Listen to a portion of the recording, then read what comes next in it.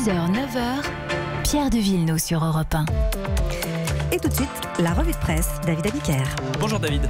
Bonjour Pierre, bonjour Marlène et bonjour à tous. Alors ce matin, un tableau peint par Le Figaro qui décrit à ses lecteurs ce qui pourrait ressembler à un lendemain de réveillon raté, un réveillon trop arrosé, un réveillon catastrophique. Le Figaro parle d'un élan brisé, d'un homme à terre, fracassé, sonné et chancelant au milieu d'un champ de ruines. Vous voyez le tableau. Et pourtant, c'est pas un lendemain de fête, c'est la fin d'année 2018 d'Emmanuel Macron, racontée non pas comme une gueule de bois, mais comme une descente aux enfers. Le Figaro donne dans la démesure, comme nombre de titres de la presse quotidienne régionale. Démesure, oui. Annus horribilis, l'expression revient dans la Charente libre. Rien ne s'est passé comme prévu. Annus horribilis pour Emmanuel Macron dans le Midi libre. Rarement un président aura vécu une année aussi folle. Annus horribilis dans l'Alsace, le président et son Premier ministre sont dans l'œil du cyclone. Alors, seule Florence Chétedal, dans La Montagne, encourage le président et les Français à en finir avec la face obscure de 2018. Faut arrêter, celle d'une chasse à l'homme pathologique, celle d'une haine disproportionnée. L'éditorialiste parle même d'un naufrage neuronal que la France pourrait payer cher. Un naufrage neuronal national. Au président, à l'occasion des vœux ce soir à 20h, de trouver les mots, dit-elle, pour renouer avec les Français et redémarrer un quinquennat qui a dérapé. Il va falloir chercher profond les mots. Et effectivement, ce matin, les journaux se demandent à quoi vont ressembler les vœux du président. À 7h, le président de la République doit être dans son bureau, à peser chaque mot du texte de ses vœux, écrit Jean-Marcel Bourguereau dans son bureau à lui, d'éditorialiste de la République des Pyrénées. Et même si ce genre de discours ne change pas le cours de l'histoire, le président sera jugé sur chaque mot, chaque virgule.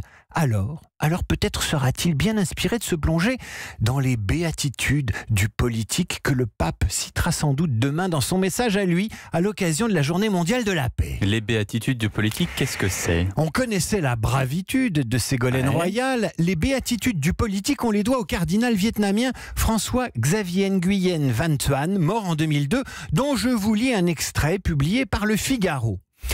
Heureux le politicien qui réalise l'unité, heureux le politicien qui s'engage dans un changement radical, heureux le politicien qui sait écouter, heureux le politicien qui n'a pas peur, je ferme ma guillemets.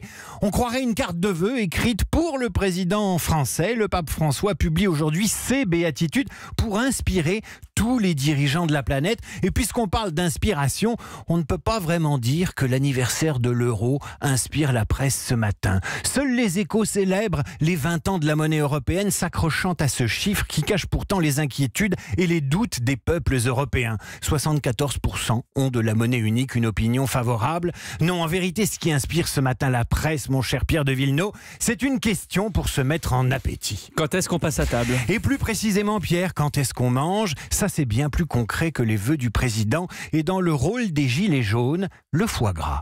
Le foie gras fait de la résistance, nous explique Centre Presse, journal de l'Aveyron. Il résiste face à l'huître qu'il a détrôné ces dernières années dans le cœur des Français. Le journal de Saône-et-Loire fait lui sa une sur le silure, poisson qui fumé se substituera honnêtement au saumon, promet son producteur, qui le propose en rillettes ou en tranches. L'éco-républicain ose le réveillon vegan avec le défi d'un réveillon sans viande ni graisse animale lancé par le journal à la chef chartraine Aurélie Bernon-Molina. Résultat, sur la table ce soir, un samosa de légumes, un velouté de châtaigne au foie gras, au faux gras, un foie gras végétal sans foie ni gras, un parmentier de potimarron au 7 ans, un substitut de viande, et en dessert une salade d'agrumes à la menthe. Et si on sait par quoi remplacer la viande, les Allemands, eux, ne savent toujours pas par quoi remplacer les pétards. Ils en achètent pour 140 millions d'euros chaque année. C'est ce que nous apprend ce matin le Parisien aujourd'hui en France. Une ONG réclame même leur interdiction au motif que pour la seule nuit du réveillon, l'explosion de ces pétards libère l'équivalent de 15% des particules fines d'une année de trafic automobile.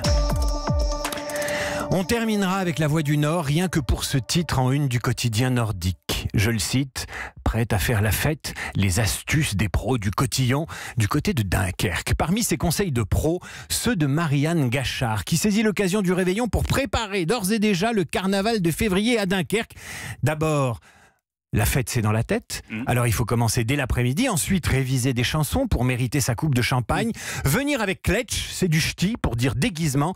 Enfin, quand sonneront les 12 coups de la nouvelle année, s'embrasser autant de fois qu'il est minuit dans le monde. C'est pas mal parce que ça fait plus de bisous. Merci, c'était la revue de presse de David Abiker et c'est tous les jours d'ailleurs à 8h30.